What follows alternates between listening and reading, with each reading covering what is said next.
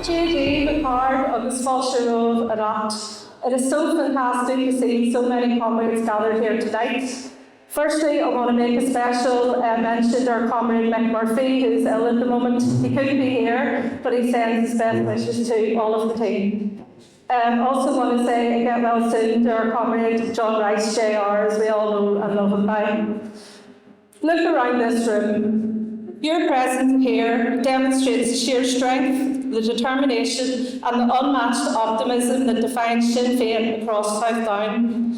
Tonight is a massive occasion for our area.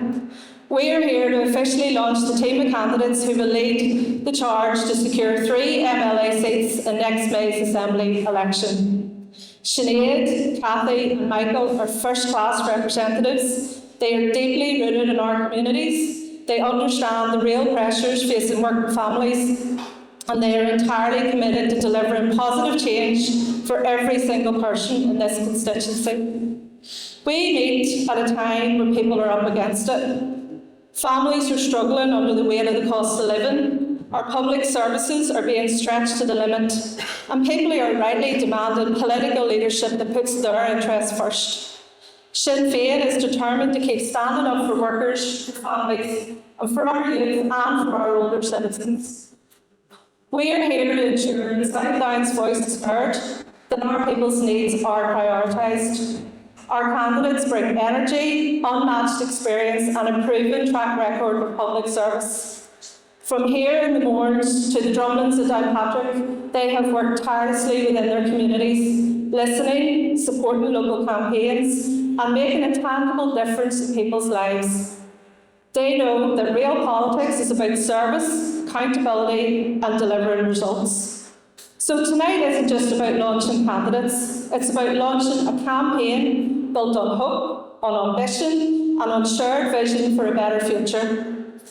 We are fighting for a future where everyone has access to quality public services, a future where workers and families are supported, where opportunities are open to all, and where our local communities can truly thrive. And comrades, as we work to transform our local communities, we do so with our eyes firmly on the horizon. The conversation about a new Ireland is happening in every corner of this island. Irish unity is no longer a distant aspiration. It's a practical, achievable reality that is within our grasp. By returning 3 Sinn Féin MLAs for South Down, we aren't just delivering first-class representation for this constituency, we are strengthening the mandate for change, advancing the countdown to a unity ref, and building a nation that belongs to everyone who calls it home. So thank you all for your incredible support and for standing with us tonight. Together, we are going to build on our achievements, meet the challenges ahead, and deliver the stronger, fairer, and more prosperous future that South Down deserves. So now it is my absolute pleasure to introduce the 3 Sinn Féin candidates who will be leading our team into the Assembly election. So if you could please give a very full of us and stand up and welcome our candidates, Sinead Ennis MLA, Cathy Mason MLA, Councillor Michael Price, and we also welcome Professor Graham. And now I'm going to invite South Down MP Chris Hazard to the stage, and he's going to chat with the candidates. And now I'm going to invite South Down MP Chris Hazard to the stage, and he's going to chat with the candidates. Well, Trúna mai a cardja agus the Fáilte more rud Michelle go and den has and up. It's great to see so many people here, as Una has said, and it's especially on a night like tonight. This is a busy site between the GAA and the youth club and everything else. So the vibrancy outside this room matches the vibrancy inside this room, and I think that's one of the most exciting things about this evening. Well, I suppose to jump straight into it, as that video has outlined, you know, we've seen some monumental political, historic change over recent years. And maybe to start with yourself, Sinead, 2014, you come in as a local councillor here. You've seen some massive change here in South Down, even yourself. Do you want to give us a flavour for the lay of the land understand where we find ourselves today? Yeah, thank you, Chris. And just to say, it's a pleasure always to be in Lawrence and to be in Attic Hall this evening. I suppose even just looking at the graphic of us there, that wasn't taken yesterday. So yes, we've seen some massive change locally across the north and obviously across the island as well since I first came into elected politics. I mean, it was at the time whenever the new councils were emerging, so we had actually merged the old Newry and Mourne Council with Down Council. So I suppose even just on a local level, it was meeting our new colleagues, getting to know our new colleagues from the down end of the constituency, and really the few years that it took that new council to really bed in. And I suppose I was just, thinking a lot of the campaigns, a lot of the projects that we were working on when that new council came into being are actually only coming to fruition now, and that's probably a criticism of how slow our politics sometimes works here in terms of delivery. But it shows that when you're persistently at a project and at work, it will come good in the end. So. The early days of that new council was all very much about bedding in, about finding our feet, and when I came into council, my only goal was just to make the community, the constituency that I represented in Crottleaf, to make it the best it could be, to make sure the people that I represented had access to first-class facilities, be that sport and be that community infrastructure. And as I said, we're really starting to see a lot of those projects come to fruition now. And then if you want to jump forward to my time in the Assembly from 2017, again, I mean, I've been in the Assembly 10 years now, almost 10 years now, so it's been down for a lot of that time. But I have to say, I think in the years that we, especially if we look back to the last mandate, I think we brought through something like 20 bills just in that last mandate alone. Some really, really important pieces of legislation in terms of parental rights, in terms of protection for women and girls, in terms of new domestic abuse protections and laws as well. And I served for a time on the Justice Committee as well, so it very much had a hand in making sure those important pieces of legislation came through. But obviously we had Brexit to deal with at that time as well, a lot of new realities for all of us. And obviously my constituency is on the Corning for Loch as well. So we have a lot of realities in our part of the world that maybe weren't consideration whenever Brexit was brought up in Westminster. So we had to navigate all of that. We had to navigate COVID as well. And I know Michelle and the team in the executive really worked hard to make sure people were supported through that time. It was a very difficult time for everybody. So when I think back to the last mandate in the Assembly, while we weren't there for very long, the amount of legislation, the amount of supports that we were able to bring through really is quite impressive, and it shows if we had a full mandate, just what we could do. And even now, in the time the Assembly has been back since 2024, I mean, we're dealing with, we're still actually staving off some of the worst excesses of Tory austerity right every day in the executive and the Assembly. There's lots of pressure both inside and outside the executive for us to pass some of those pressures on to ordinary workers and families, and that's something that we have to work every day. That's something that we are very much committed to in Sinn Féin, to protecting people from. So yes, it's been, in some ways, it has gone in the blink of an eye, but when you actually sit and think about those years and you start to think about the things that we have brought forward, the things that Sinn Féin have been able to deliver both in the executive and the Assembly and on a local level as well, because our team locally has grown exponentially over the last 10 to 14 years as well, and hopefully at the next council election we're able to achieve that overall majority. I think that would be something very historic and very seismic for us here locally as well. So there's plenty to do. As I said, we've achieved lots, but we're dealing with some very big pieces of legislation in the Assembly at the minute. We really want to get the good jobs bill over the line, and we want parties to work with us in getting that over the line, because that is the most transformative piece of workers' rights legislation that we'll have seen in the last 10 years in the North. Protecting people in terms of parental leave, that workers get to keep their tips, that people are treated fairly. Those are the things that we're working on day and daily. So there's lots of big stuff happening, and I suppose it is a really exciting time to be in the Assembly and to be sort of at the coalface of all of that. Great, thank you.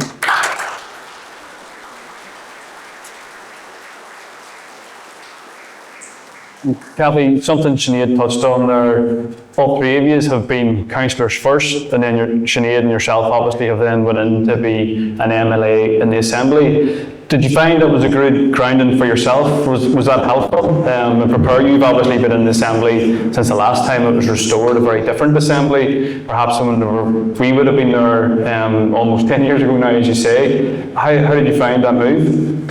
Yeah, well, the first thing is serving in the Assembly and serving the people of Southdown has been the absolute privilege of my life to be able to do that.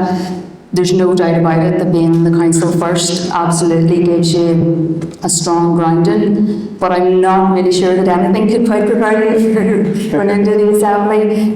It's definitely a completely different pace. And a bit of a culture shock whenever you initially go into it. I suppose I was so lucky to have, you know, such a strong team there behind us. I've had such a brilliant role model in Sinead and great support in Sinead as well, but obviously with Michelle leading us there, you couldn't really ask for a better role model.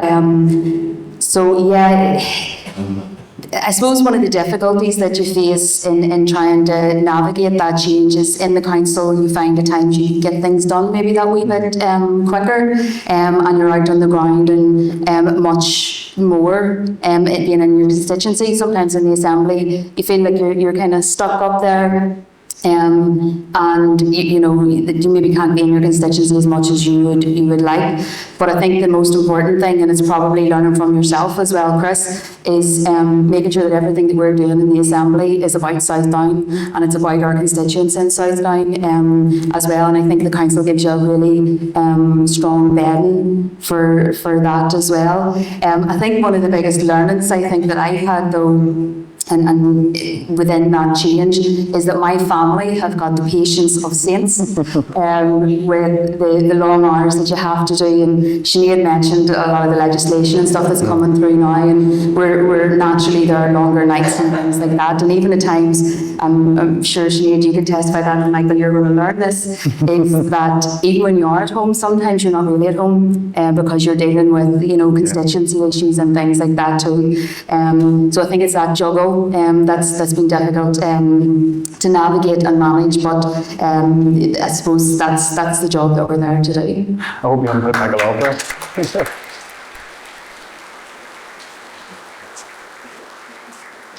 Michael, it just struck me actually the last time we were both on this site together, Addy Call had just relegated Drummondess. So it's nice to be able to return tonight and maybe help get Navi Coleman promoted into the Assembly, so we're returning the favour. But and again, I hope Kathy and Sinead haven't put you off, but you've obviously been in the council here now for a full term, 5 years, you'll have got under your belt. Do you think you're ready for it? What have you learned maybe from council, and you can bring into the campaign and then ultimately then onto the benches at Stormont? Yeah. No, well, it's I can't believe that it's we're just looking back. This is nearly 5 years now. It's we lost Sean Horn, and I suppose the fact is always that I've been racing at some stage. He was going to retire and head off into the sunset. He always kept me going, but he'd see warm, and I was thinking that scene's going to be roasting. I'm not worried about that for another while. And then I suppose as a common, we had difficult discussions about ultimately replacing Sean, and I can see why maybe some were concerned that a 20-year rule was still at university, taking all that role. But that was Sean's wish, and that's the common wanted, so again, I thank the party for their trust in me and their trust in the young person to take on that sort of responsibility. In terms of the Assembly, I'm not there to make up numbers, I'm not there to sit on the bench. I think what I can bring is just, I'm born in 1988, it's the post-Good Friday Agreement generation. Young people don't care about the sectarian politics of the past, division.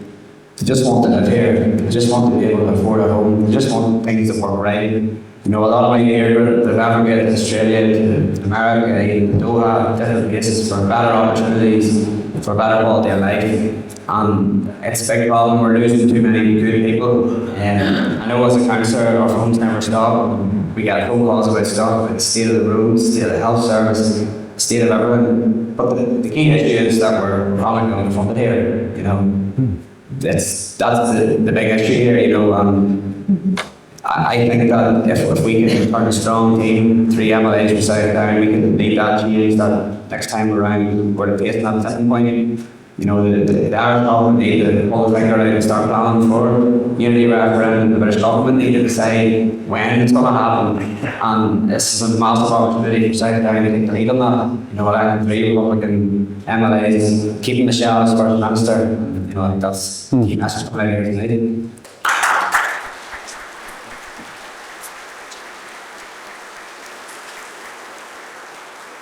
I agree. And Sinead, I just want to bring you back. You mentioned there are a number of the projects. One of them, obviously, is the Narrow Water Bridge in this wider neck of the woods, a transformative project. I suppose some people in the room won't know it's well on track. Do you maybe want to give us a feel for just where it's at and just what it's going to mean to this part of the world? Yeah, absolutely. So, I mean, everybody has heard of Narrow Water Bridge, and I think for many years, many people thought it maybe wouldn't happen. And I suppose that was always at the forefront of our minds as elected reps, to keep people's hope alive that it would happen, to make sure that we were keeping the pressure on the Irish government in terms of delivery. So, you know, I'm glad now that we're at a stage where the end goal is in sight. I think we're on track for the bridge to open sometime in mid to late 2027. And I've said this, you know, so many times, Narrow Water is going to be completely transformative, not just for the greater Warm Point area, but for the whole of South Down, for the whole of Carlingford Lough. It really is, like, you can't underestimate the historic nature of the bridge, and what it will do for us economically, what it will do for us in terms of linking the communities across the loch, because we are one community across the loch, but you know, we've been divided by borders, by the loch itself, and by, you know, physically been divided as well. And I think this will really connect communities across the loch in Louth and further afield, and obviously in our part of South Down. And we've been doing a lot of work with our colleagues in Louth County Council to make sure that once the bridge opens, that we're ready to hit the ground running. People who've been over to the Omeath or Carlingford side of the loch will see that they're ready for visitors, they're ready for the influx of tourists that is going to bring. And I think what we have been very keen to do, and what we have really set our minds to, is making sure that in our side of the loch that we're ready to benefit from that, because it is far more than just an infrastructure project. It's really going to be key to unlocking the huge potential that we have in South Down, tourism potential, and in terms of the economy as well, boosting jobs. I'm so excited for it. We've been working with local businesses, with the Chamber in Warm Point, Burn and Restraver, and the community itself are really excited about it. So, you know, I think that's something in the time ahead that I'm very keen, very excited, like I'm genuinely excited to be working on it, because I can't wait for it to open. I can't wait for us to really reap the benefits that is going to bring. I think it's the first bridge that will connect north and south of the island. So it's historic in loads of different ways. So we really, as I said, need to be ready to really reap the benefits of that. We've been working with our economy minister, Keith Archibald, to make sure that we can really benefit from and get involved in terms of those all-island tourism brands. Ireland's Ancient East, there's absolutely no reason why our part of South Down should not be included in that. So that's something that we're really pushing for. I know Kiva has had discussions with her counterparts in terms of tourism Ireland. So it's really going to be hugely transformative, and I'm so delighted that we're the sort of generation that gets to see it delivered. Absolutely.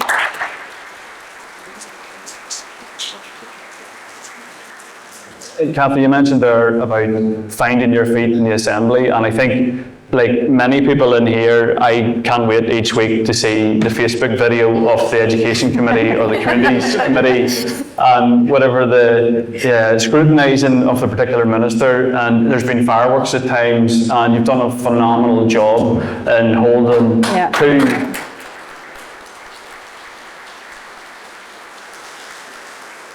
Phenomenal job in holding two ministers to account the way it should be done, and it's fantastic to see. But how have you felt? You also made your debut on BBC Sunday Politics not so long ago too. How's the experience been? What have you thought of it? Yeah, it's communities and education, they're two big briefs, and they're also two briefs, I think, that affect everybody in some way, shape or form. So Michelle, I'm not really sure what I did to agree to get landed with those. And two ministers, like you say, who probably test my patience at times, but there's so many issues in both of those committees that we're dealing with, and they're far too important to not have that level of scrutiny.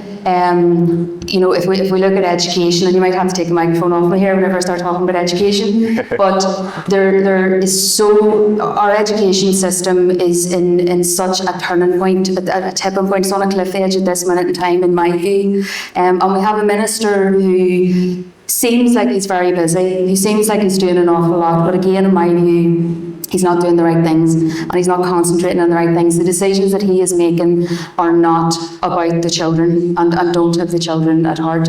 We have a huge issue with special educational needs and the system that we're facing at the minute. In turn, then, in communities, again, in my view, we have a minister who is hostile to the Irish language, he's hostile to Irish culture, anything to do with it, and I think in recent times he's shown how he's hostile to ethnic minority communities and the LGBT communities as well. So I think both ministers warrant that scrutiny. In my view, I'm not there to give them an easy time. I'm there to scrutinise what it is that they are doing. I'm also there to aid and help those departments as well. And I think we're doing it on education very well in a number of the bills and things that we're bringing through. It's defies belief that I'm having to say this in 2026, but we've been driving forward a bill about giving girls the right to wear trousers to school. And I look at the social media commentary, and there's people from other places that can't believe that that's what we're talking about. The reality is the minister brought forward its own uniform legislation. We scrutinised it. We tried to aid him in bringing forward amendments to that. And those amendments were unfortunately blocked from being debated, never mind voted upon. So it's trying to navigate their way around that, and we decided we were not standing for this, and we're bringing forward and we've been pushing through our own legislation. It's been tough to try and get that across the line, but thankfully it had its first stage this week in the Assembly. So yeah, it's ministers at times who don't often like being scrutinised, and I think unfortunately scrutinised by a woman as well. They don't seem to like it. Again, I've been very blessed with the role models that I have, but I have to mention the mentorship that I've had from Pat Sheehan as well. I have been so blessed to have, be able to now call Pat a friend and a comrade, and under his guidance and his expertise in that. You mentioned about the Sunday politics, so yes, that was definitely out of my comfort zone at the time. But again, I feel so privileged that I was given the opportunity to do it. And I think if you are, and Michael, I'm sure you will find this ahead of you as well, I think if you believe in what you're talking about, if you're over your brief, but if you believe what you're talking about is the right thing, I think it makes it much easier to go on to the likes of those programmes as well. So it's about preparation and again being yourself. I think people can see if you're authentic or not too. So yeah, like I said, I was out of my comfort zone. Michael, if I can give you any advice, and take all the feedback that you can get, and when the WhatsApp messages that come from it are really positive, take it as well, because they mightn't always be so positive. But again, another thing that takes you come home from it and you feel 10 foot tall if you've done a good job, and if you've got your message across, and if people that are watching it know that you're doing it for the right reasons. But I find when I come in, my children were able to take the feet from under me and say, "Where's dinner, Mummy?" You know, as well at the same time. So.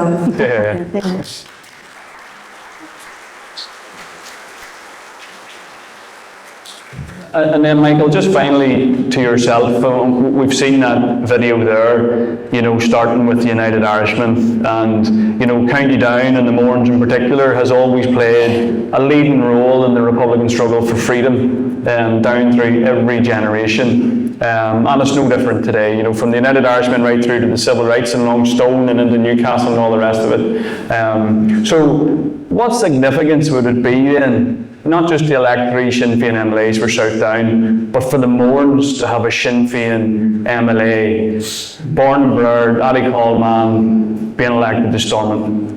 Well, first of all, thinking what you said there, Kathy, I'm in front of a whole crowd here, I mean what I'm saying, I'm still getting the tight here. But no, definitely, you can't underestimate the significance it would be for 3 MLAs in this area. Just as you were saying, I don't know the adverse of that, I was looking at the old Down constituency, and I think it was James Craig's constituency, you know, the first Prime Minister, Protestant Parliament for a Protestant Legal. Then as far as 1987, it was a Unionist MP held the seat. Enoch Powell, he was 2 members with the Tories, they kicked him out. Let a bit of unionism under their arms, and he ran under their banner. No, absolutely, like, when you do think about the people that went before us that aren't here today, and Patriot Dead, the different stalwarts like the Mournes and South Down in general, when we're Republicans, when it wasn't popular to be a Republican, during the hard, dark days of conflict, it makes what I do quite easy nowadays, as being a rep. I think of like something like Murphy and that, and putting his name on a poster, and he's becoming a target for himself, essentially, you know. But we knew now it's easy.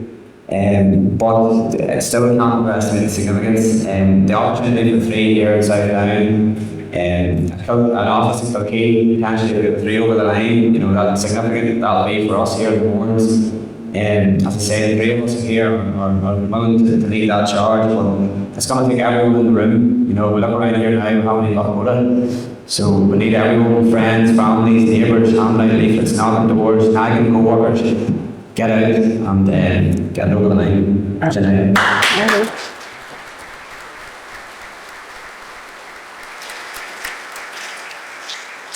Thank you all very much. I think just to finish on that point that Michael raises, and it's a really important point. Tonight we have 3 candidates sitting on the stage. This time next year we want them to be 3 MLAs, and if we're to do that, it depends on you. And it depends on all of us coming together over the next number of months, put their shoulder to the wheel. I have no doubt whatsoever that we'll do that. But we shouldn't get ahead of ourselves. There's a long time still to go, much can happen, but let's do this, folks. It's time that South Down made history again. Was we bouncing that stuff? I think that's an omen, the bounce for the election. How you all doing? To run my to have sort of a show on that. So good to see you all, and thank you so much for all of you for coming along this evening. It was a very lovely sunny evening, and I'm sure there's grass to be cut and all sorts to be done, but fair play to you. And I think that does my heart good, and I think sets us off and sets your candidates off to the best possible start. You've come here to be part of this launch because you believe in this project and you believe in our 3 candidates. So firstly, for me, thank you for being here this evening. I know that many of you in the room are already Sinn Féin activists, and we're so grateful for that work, because it's all of you that do the hard yards, that go door to door, that do all the hard work in the craft and convincing people about our project. And our project is about unifying the people of this island. Our project is about how we bring people together. And our project is about how do we improve people's lives. And I believe in us, I believe in our project, and I know that you're here tonight because you do too. And if you're here tonight because you're curious, you're also very, very welcome, and our aim is that you'll be convinced whenever you leave. I think, folks, we are at a really exciting time in terms of all-island politics, and the momentum for constitutional change has never been stronger, and certainly in my experience, and perhaps all of you in the room can reflect on that also. And historic change, the things that were the old norms are now, it's all changing all around us. And sometimes you take a wee step back to kind of even have a check-in to see what actually is happening around us. So the first thing I would say is that Sinn Féin are the strongest that we've ever been in our history. In over 100 years, Sinn Féin have never been stronger. And again, that's down to all of your hard work over the years, and for those of you that have joined us more recently. And in 2 years' time, we'll celebrate the 30th anniversary of the Good Friday Agreement. And Michael's right. Not everybody sees their world through our lens or our history or the journey that we've been on, and that's all right. Because the world that we want to build and the Ireland that we want to build is one that's better than the one that we grew up in. It's one that's better than the generations that came before. But in 2 years' time, whenever we celebrate the Good Friday Agreement anniversary, I want the call for the referendum on unity to be stronger than it ever has been. Because when I voted for it in 1998, I voted for it because it gave me a constitutional pathway towards Irish unity. And I've worked all of my adult life to bring that about and to be part of that project. And I want fulfilment to that. So that'll be our big ask. And I know that that is a question that's going to get even louder. And that demand is going to get even louder in the time ahead.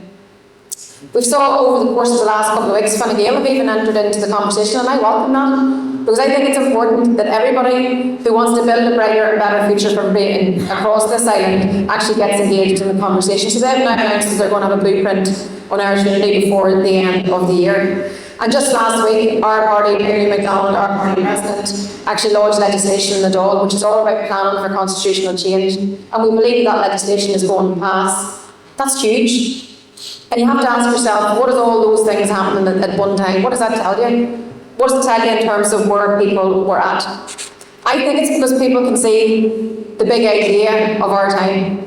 I think people can see that Irish unity is the change that's going to give them a better life. And I think that they can see that the answer to a lot of the challenges that we have on a day-to-day basis come in the form of us unifying people across this island, and that we can change everything for the better.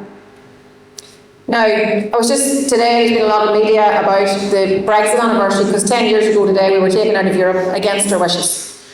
That's what happens whenever we have this link that we currently have with Britain. We voted against Brexit, but yet and all, we were taken out of Europe against our wishes. And as you have seen unfold throughout the course of the week, I soon be dealing with my 7th British Prime Minister in 10 years. So what does that tell you? That chaos in Westminster, I don't think we need that. That chaos in Westminster will never serve our people well. And that chaos in Westminster and their political priorities never have and never will serve our interests. So this is why the big idea of our time is Irish unity. This is why we need to break that link with Britain. And I want us to really get more energetic about our project now than we even ever have been. And if you even look at the recent elections in Scotland and Wales, look what was achieved there. For the very first time, another historic seismic moment in Irish urban politics. And with the SNP being returned in Scotland, with Plaid Cymru in Wales, and ourselves here, that's all pro-independence movements, all pro-independence parties who want to take control of their own fortunes and their own futures. And we're going to work with them. This is why this project is in such a really pivotal and exciting times. And I do genuinely believe that Irish unity is within touching distance, but we're not complacent.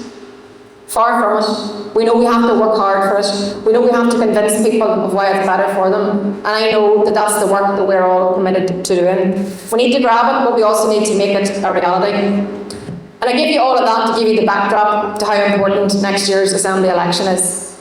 So, the business of tonight is that in less than 11 months' time, actually 10 months, 1 week and 5 days, who's counting? We will be going to the polls in the Assembly election. And as you know, for any that are seasoned activists, we always say this is the most important election. But this is going to be a very incredibly important election because it is about the future. It is about where we're going. It is about the direction of our island. And for me, the next year's election is about an opportunity to say yes. Yes to working together with parties who are like-minded and want to do so.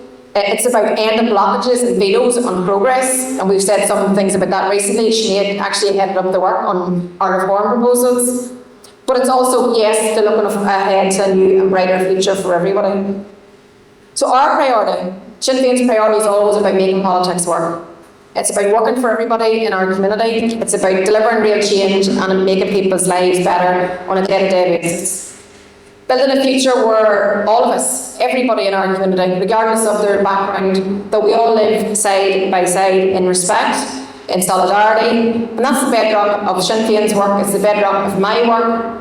And as First Minister, it's what I practice every day. When I said I'd be a First Minister for all, I've lived up to that promise every day. And that's something that our whole party are committed to, working for every single person in our communities, to serve all communities, to work and represent everyone equally. And for us, in 2026, we judge ourselves. We judge ourselves by the Republican standards of equality, of respect for all, of dignity for all, and of a better future for all. What we do is that we build bridges rather than barriers. We work to bring people together, communities together, rather than inflame division. And as I said earlier, we're determined to ensure that all of our children, regardless of their background, grow up in a better world that we do. Really simply, folks, every day when I get up, everything I do, I want my granddaughter, my grandson, all my grandchildren's life to be better. I know that's what you want for your families too. And that's the Ireland that we're trying to build. What is that better for all of our families? And here in South Down, you're a part of that big, big project. And I think that when I reflect on many occasions across the constituency, to many election launches and rallies, I've watched the growth of the party here, and it's been absolutely tremendous.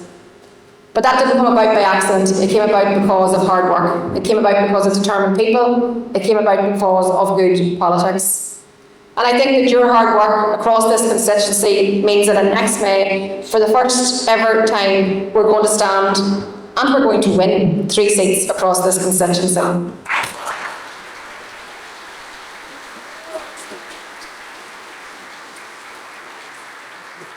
We have the strong team, and that's all of you in this room, and many others that couldn't be here this evening, and that's what it'll take to make it all better. So I'm absolutely delighted tonight that Sinead, Cathy and Michael are all being put forward and launched as your 3 candidates.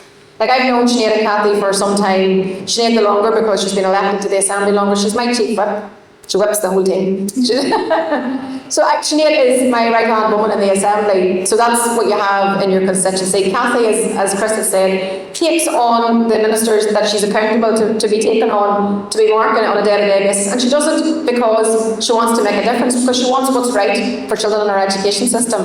She wants what's right for our teachers who are struggling in our schools and being burdened with a big workload. So this is all just about good politics, and like I have to say, the 2 of them have been working so hard. And Chris just touched on something there. The council background is also really, really important. I think you bring that skill into the Assembly as well. Both mummies, Gaels, they have it all going on, and I think that I'm so proud that they are on our team.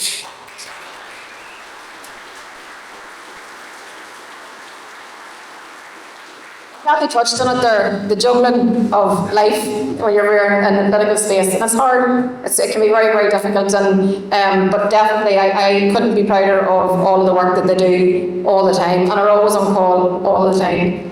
And then let's turn to Michael, the Alcohol man himself. And folks, I was in West Belfast this morning, I was launching Fail on Football. And Jerry Adams says to me, what are you up to the rest of the day? So I was telling him I was coming here tonight. And he said, this was the best club in the mornings. That's probably very controversial to say here. But he did say to tell you that tonight, Michael. But I don't know if you all know this, but Michael tonight was supposed to be at his graduation from the Law Society. And instead, he's given up his special moment in his graduation because he believes this is a special moment in what he's doing at Stanford.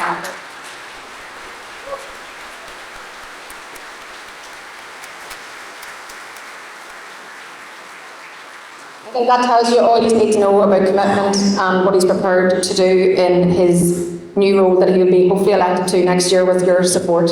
So thank you, Michael, for being here, and congratulations on your being fully qualified today. And I think that Michael himself as well, cutting his teeth through council, again, I think that's so important to give you that bit of knowledge coming in. And as you all know here, and it's been referred to earlier, Michael first joined the council back in 2021 after the sad and difficult passing of Sean Dorn. And I know that Sean was such a huge inspiration to Michael himself, but also to many others here. So I've no doubt that he's looking down and he is super proud of you all here tonight.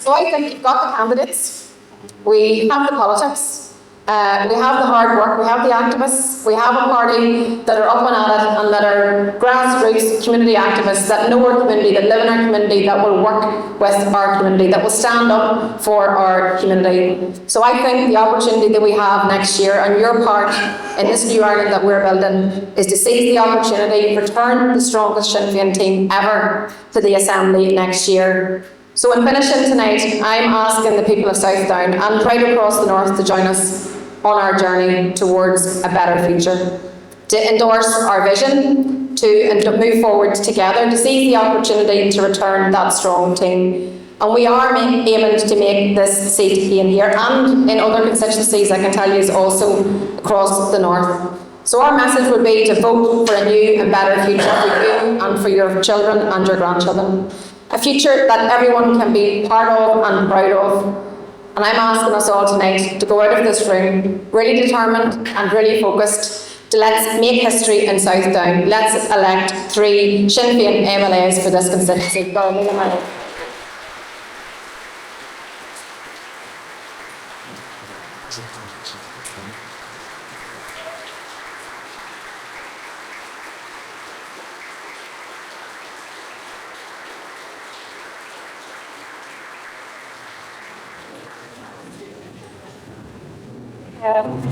Or Megan, my younger Michelle, and I have nothing else to say. Because everybody said it, but sure, I'm reiterating it anyway. So just a couple of upcoming events that have been asked to remind our comrades about.